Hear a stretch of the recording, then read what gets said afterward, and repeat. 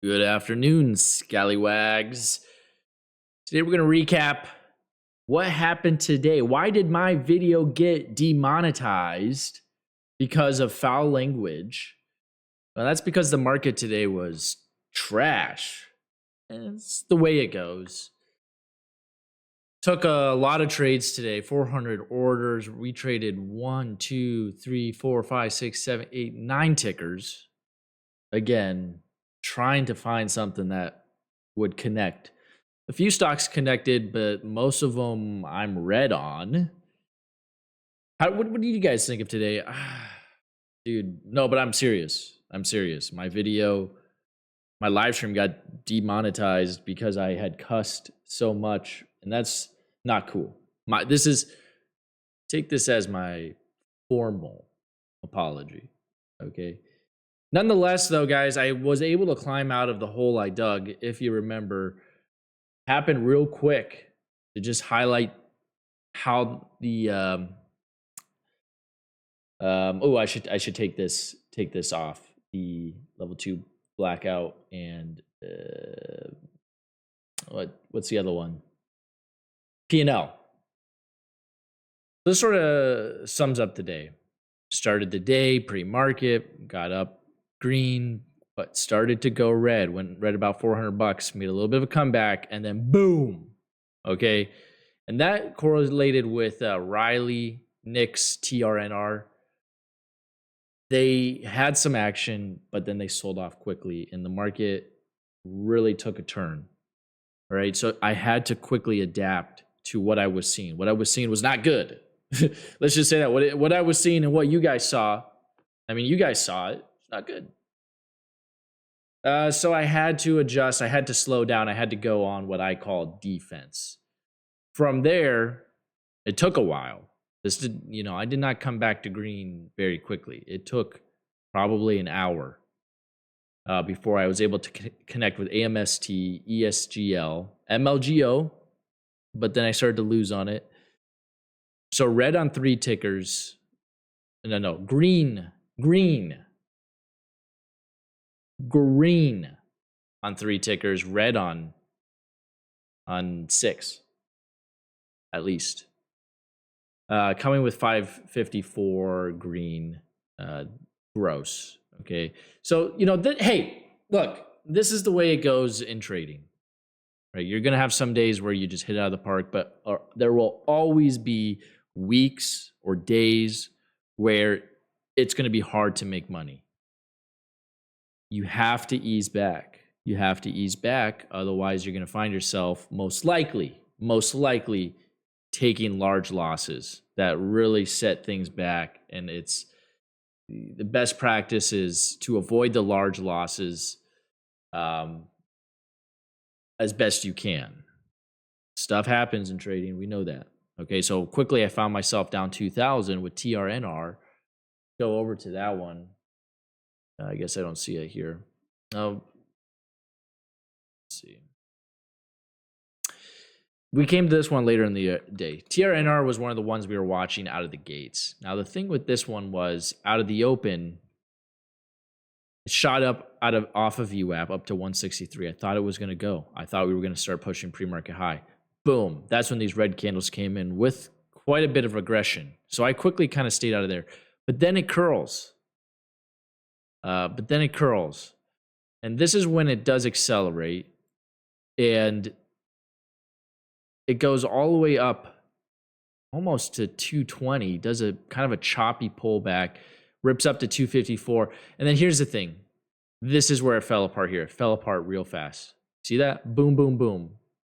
So you had to take advantage, which I did a bad job at. You had to take advantage of those quick pockets of momentum, and then you had to stand out of the way, because then it came tumbling down. What's that song? London Bridge is tumbling. What? Something is clicking there. London Bridge is falling. Yeah. Nursery rhyme or something. Anyway, that was TRNR. Okay. That was something that a lot of people got green on. I did not. Okay. But I kept my losses as tight as I could. But I did try to buy some dips on there that just, flushed out of me. Or if I got a good trade and I was green on it, a lot of times it would drop quickly on me. I'd stop out. And it was just like, it was tough for me. Knicks, this was also a disappointment. We were excited for this.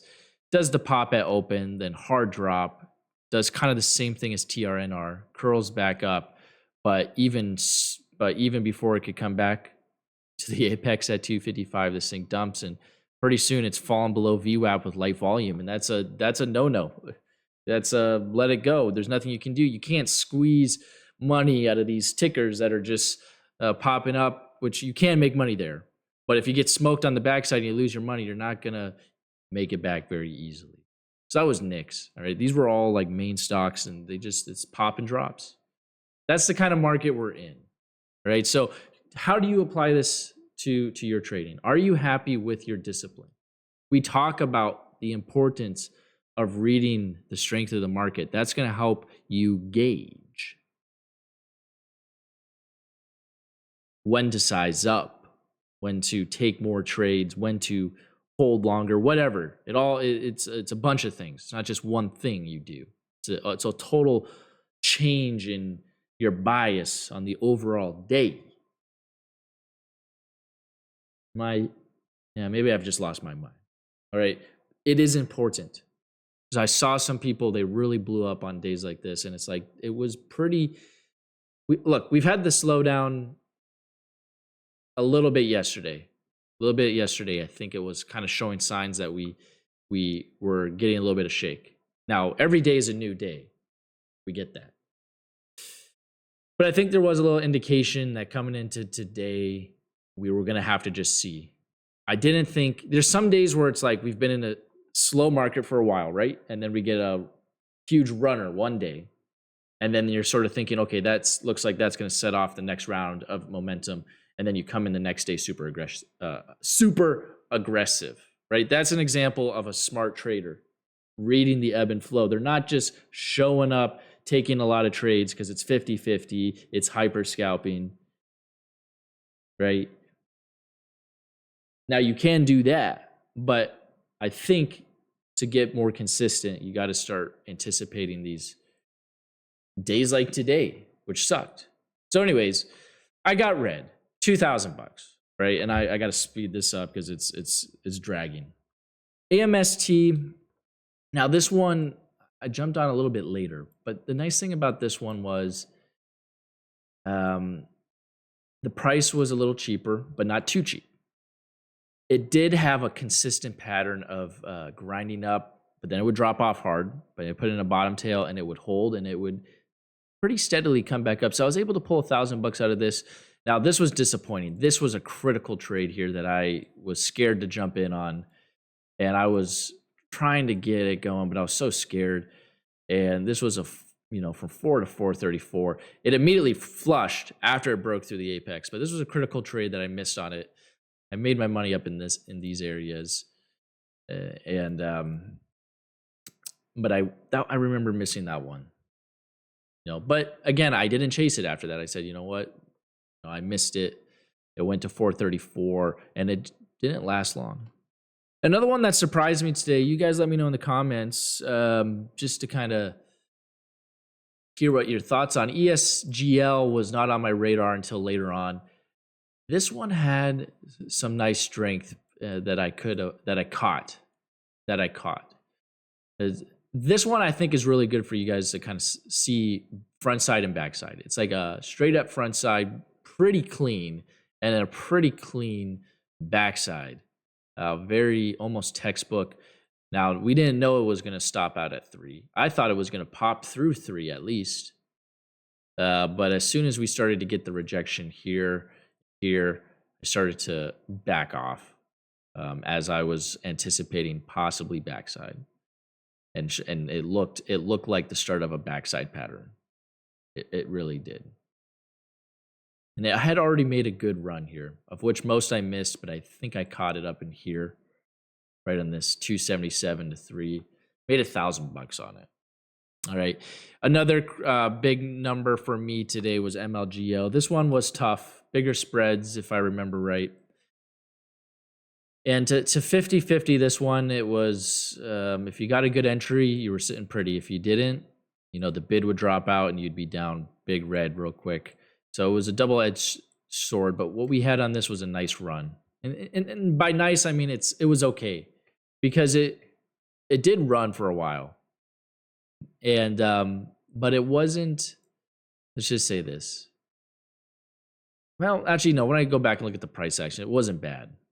You just didn't get very many pullbacks. And so if you were kind of hesitant to jump in because it was extended, it was even extended at 5.10, you know, you could say that was extended, and you would say, oh, I'm going to wait for a pullback. You really didn't get much of a pullback. You got the micro, you know, 10-second chart pullbacks probably, which I was able to capture.